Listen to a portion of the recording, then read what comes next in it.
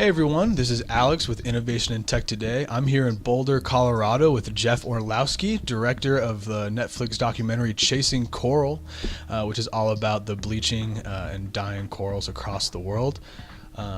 Jeff, thank you for being here. Yeah, thank you, Alex. It's exciting to be here and to talk with you. Yeah, I kind of want to start at the beginning of the whole project.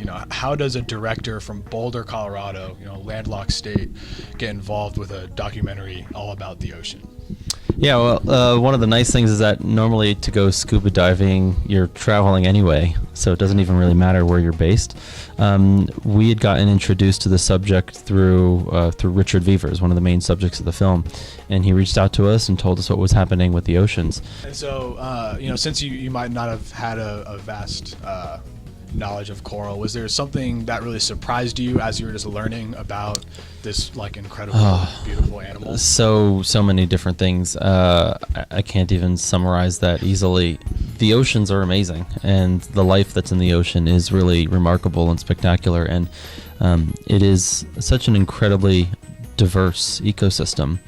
And seeing the symbiosis, seeing how different species interact with each other, the codependency that they have, the coevolution that they've gone through, it is really remarkable. It's something that you have to admire and respect, just the intricacies of these ecosystems. And I think that's something where the more and more we spent time in the water, the more mesmerized myself, I think our whole team, we just kept being captivated by this beautiful, beautiful landscape. I was wondering if you could talk about just the feeling of being down there and seeing these corals that were once full of life and now they're just desolate and empty, and just kind of what's going through your head in those moments when you're seeing that sort of destruction. There's nothing fun about watching an ecosystem die, and for part of this project, that is what we witnessed. It's unprecedented and unparalleled, and it's as devastating as it seems. To watch these things change, just imagine going back to your home community. You go on a vacation, on a trip, you're gone for a month or something, and then you get back home and all of the life in your community is dead. Just picture that sort of devastation. That's what we were witnessing underwater. These reefs, they live where they're optimally designed for. They are these isolated reefs. If the coral on one reef dies, the fish have no place to go to. They can't swim to the next coral reef in many cases. It would be asking people in New York, imagine all the buildings and all the plumbing and all the electricity in all of the buildings in New York just stopped working. And you're telling people, oh, you got to walk to Chicago. That's your only hope. And that's what these aquatic life, these fish are dealing with.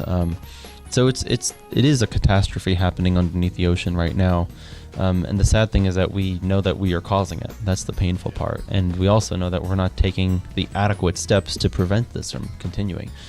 Mm-hmm. And what would you say to, those people who still say, no, we're not causing it? Mm-hmm. Well, I can certainly go through all the science and explain the science on why we do know that we are causing it. The immediate thing would be just to suggest that people watch the film and to see the imagery and the stories that we've collected. What we're seeing with coral reefs is totally unique. The bleaching that's happening now doesn't fit any natural cycle whatsoever. There's no natural cause for this. We know that the oceans are warming rapidly, and the corals are, as a result, they're dying very, very rapidly, and there's no natural fingerprint to that. Was there a moment while you were filming, when you realized, kind of going from those first pictures you got, when you realized, wow, this issue is so much bigger than I ever even thought? With this map right behind us, our team was diving in Australia on the Great Barrier Reef, and we were getting alerts that all these different parts of the planet were bleaching as well and going through the same phenomenon, and we knew that we couldn't go everywhere at the same time. We couldn't handle it, so we did a call out where we were asking scuba divers or underwater photographers to shoot images in their own reef and document what was happening and share that with us. And so we were getting submissions from all over the world of people. This map represents where we got submissions from different parts of the planet, and it was really remarkable just to see the wide scale nature of what was happening, and that was something that we encapsulated in the film. We wanted to showcase just how significant this event was globally. The film is very sad at times, seeing these coral reefs die, but it does end on a optimistic note. And I was, coming from Richard, seeming very optimistic, and I was curious if you share in that optimism. Yeah, absolutely. It sometimes bothers me when we talk about the film being sad or depressing. Like, that is part of it, but that's not our ultimate takeaway. Like, my personal take is that we can and we will solve this problem. The question is a matter of when, and the question is how much suffering will there be between now and when we actually get our act together. So I am optimistic for a number of reasons. The youth get it. The youth know what's going on, so that's hugely encouraging. But on top of it, the solutions to this are already here, and they're already taking hold. And in many cases, the solutions are cheaper than the existing status quo. So we're seeing these shifts happen in such a positive way, in such a fast way. It's just a matter of will we enact these solutions faster than the destruction that we're seeing. So if we were able to curb global warming and stop the warming of the Earth, right now or 10 years from now, would the reefs be able to recover? Absolutely, the reefs can recover. Right now we're attacking them with all of this heat and all sorts of other problems as well, other stressors. But if we don't get the temperature controlled, there is no hope for coral reefs. So the first challenge is, how do we get the global temperature to stabilize and eventually to sort of drop back down?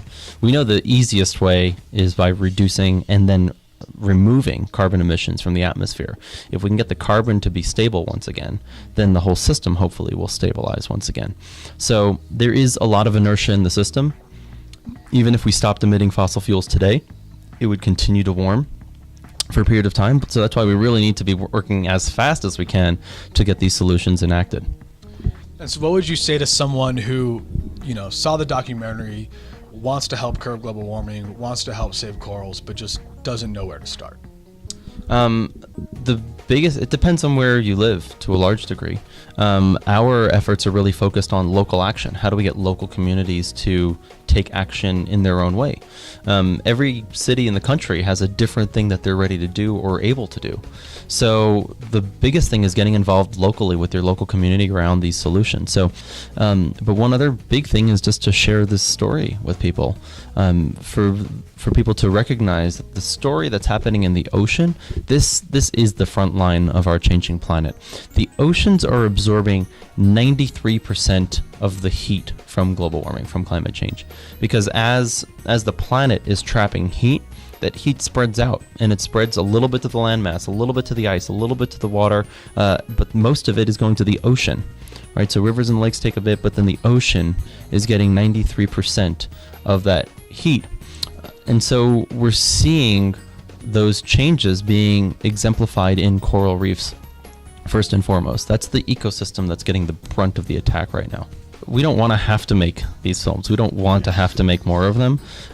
We would much rather people recognize what's happening already and take awareness from that perspective. So our whole team is focused on how do we use these tools that exist already to enact the change that we're hoping to see. And if we get to that level, then we can figure out what the next story is and what the next film is. Fantastic. Well, that's all we have for today. If you want to learn more about Chasing Coral, you can go to www.chasingcoral.com or view the documentary on Netflix. Jeff, thank you so much for talking to me today. Thanks so much. Thank you, Alex. Yeah, thank you. Appreciate it.